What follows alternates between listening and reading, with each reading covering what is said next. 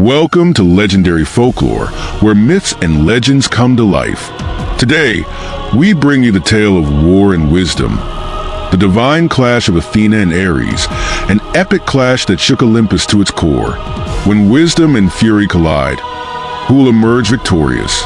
Stay with us as we journey into this legendary battle of might, mind, and divine power. In the vast realm of Olympus, where gods reigned supreme and the balance of power dictated the fate of mortals, a bitter conflict brewed between two formidable deities. Athena, the goddess of wisdom and strategic warfare, and Ares, the god of bloodlust and brutal combat. Though both embodied the art of war, their approach could not have been more different. Athena fought with discipline, intellect, and precision, while Ares reveled in chaos, violence, and sheer aggression. This fundamental divergence set the stage for a battle that would shake Olympus to its core. The feud between Athena and Ares had long simmered beneath the surface, dating back to the earliest wars among mortals. Whenever warriors clashed on the battlefield, it was a contest of their divine influence. Athena's champions fought with careful strategy, their formations unbreakable, their minds sharp as the blades they wielded. Ares, on the other hand, inspired the reckless and the bloodthirsty, urging them into frenzied charges and savage carnage. Mortals who succumbed to his influence often met brutal ends, dying not with honor but with blind fury. Athena viewed Ares as reckless and unworthy of the title of war god, while Ares despised Athena's calculated approach, believing war was meant to be chaos and destruction, not an exercise in restraint. One fateful day, an event transpired that brought their cold rivalry to a boiling point. Ares had descended upon the mortal world once more, inciting a ruthless war among two great city-states. His presence manifested in the minds of kings and warlords, filling them with insatiable bloodlust. Cities burned, and fields were drenched in the blood of countless warriors. Athena, ever the guardian of civilization, could no longer stand idly by. She too descended to the mortal realm, seeking to guide the warriors toward strategy and wisdom rather than senseless slaughter. With her divine hand, she turned the tide of battle, leading one side to a decisive victory, not through mindless aggression, but through superior tactics. Ares raged at this intervention. The thrill of endless combat had been snatched from him, his pleasure in unrestrained battle denied. His wrath knew no bounds, and he resolved to confront Athena directly. No longer content with waging war through mortal hands, he would challenge his rival in the heavens themselves. The echoes of his furious roar shook Olympus as he issued his challenge, demanding that Athena meet him in combat.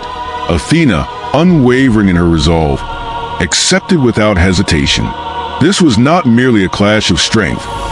It was a battle to determine whose philosophy would define the nature of war itself. The battlefield chosen for their duel was a vast, desolate expanse beyond the reaches of mortal lands, a place where the raw power of the gods would not disrupt the delicate balance of the human world. The ground, scorched from ancient conflicts, bore the scars of forgotten battles. Storms gathered overhead, as if nature itself understood the gravity of the impending clash.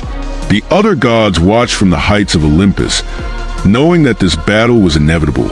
Zeus, the king of the gods, did not interfere. He understood that this was a contest beyond his jurisdiction, a battle between two fundamental aspects of war itself. Ares, clad in blood-red armor, brandished his mighty spear and sword, his muscles rippling with anticipation. His eyes burned with the fire of unrelenting battle lust, and his very presence exuded an aura of raw aggression. He sought not just victory, but total domination. Athena, adorned in her golden aegis, wielded her spear with calm confidence, her expression betraying no fear. In her other hand, she held her shield, a masterpiece of divine craftsmanship, its surface shimmering with an ethereal glow. Unlike Ares, she did not revel in combat for its own sake. She fought only to bring order where chaos threatened to reign. The battle commenced with a deafening clash. Ares lunged forward with unrelenting ferocity, his strikes fueled by raw power. His spear moved like a tempest, each thrust seeking to pierce through Athena's defenses and claim victory in a single blow. But Athena was no mere opponent. With grace and precision, she deflected his attacks, her movements fluid and calculated. She studied him, anticipating his every motion, countering his wild aggression with disciplined skill. Every time Ares sought to overpower her, she redirected his force, using his own momentum against him. Ares roared in frustration, his fury only intensifying as the battle continued. He unleashed a flurry of attacks, his sword cleaving through the air with terrifying speed. The ground trembled beneath them, each strike sending shockwaves that cracked the earth. Athena, ever composed, evaded with ease, her shield absorbing the brunt of his might. She did not waste energy on reckless strikes. Every move she made was deliberate, aimed at wearing him down. Realizing brute force alone would not suffice, Ares shifted tactics. He tapped into his divine essence, summoning forth an army of spectral warriors, shades of fallen soldiers who had fought under his banner throughout history. They charged at Athena, their ethereal weapons gleaming with an eerie glow. But Athena was prepared. With a single command, she called upon her own legion, spirits of history's greatest strategists and disciplined warriors.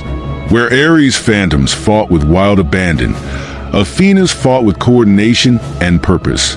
The battlefield was soon engulfed in an ethereal war, a reflection of the eternal struggle between calculated strategy and unbridled fury. The battle raged for what felt like an eternity. Ares, relentless in his assault, began to tire, his unchecked rage consuming his stamina. Athena, ever patient, saw her opportunity. With a swift and decisive maneuver, she parried his strike and drove her spear forward, striking his armor with such force that it sent him staggering. Before he could recover, she unleashed a final, calculated blow, a precise strike to his chest, imbued with divine energy. Ares collapsed to one knee, his breath ragged, his strength waning. Yet, even in defeat, Ares refused to surrender. He glared at Athena with unyielding defiance, his pride refusing to acknowledge her superiority.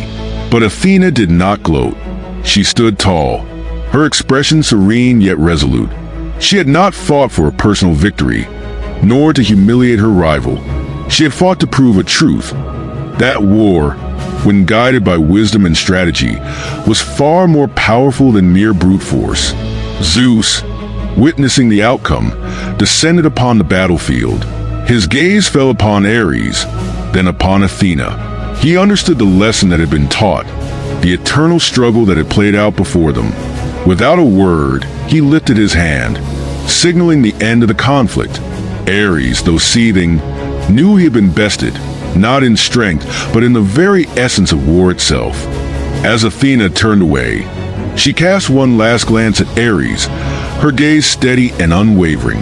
The battlefield, once a storm of clashing weapons and divine fury, now lay eerily still.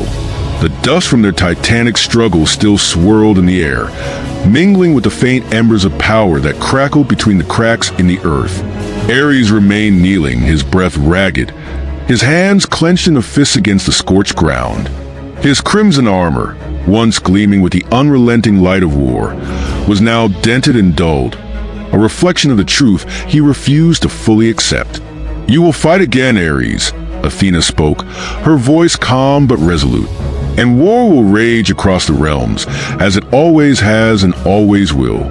But remember this, without wisdom, even the mightiest warrior is destined to fall." Her words hung in the air like an unbreakable decree. They were not meant as an insult, nor a taunt, but a lesson, a truth that had been proven in the very clash that had just transpired. Ares' pride burned, yet deep within, beyond the tempest of his fury, something unfamiliar stirred. Doubt, reflection, the echoes of defeat, not just in battle, but in the very philosophy he had sworn by for eons. Athena did not linger for his response. With the elegance of the goddess of wisdom, She lifted her golden spear and, in a brilliant flash of divine light, ascended into the heavens. The clouds parted as if bowing to her presence, and in an instant she was gone, returning to her sacred halls in Olympus. Ares remained motionless, his grip tightening around the hilt of his fallen sword. The weight of his defeat was heavier than any weapon he had ever wielded. He had lost battles before, but never had he been forced to confront the very foundation of his existence. Was war truly nothing without purpose? Could raw strength alone be meaningless if not guided by something greater? His mind, forged in the fires of combat, wrestled with these thoughts as the battlefield around him grew silent. For now, the battlefield remained still, the scars of their battle forever etched into the land, a silent testament to the day war itself was put to the test.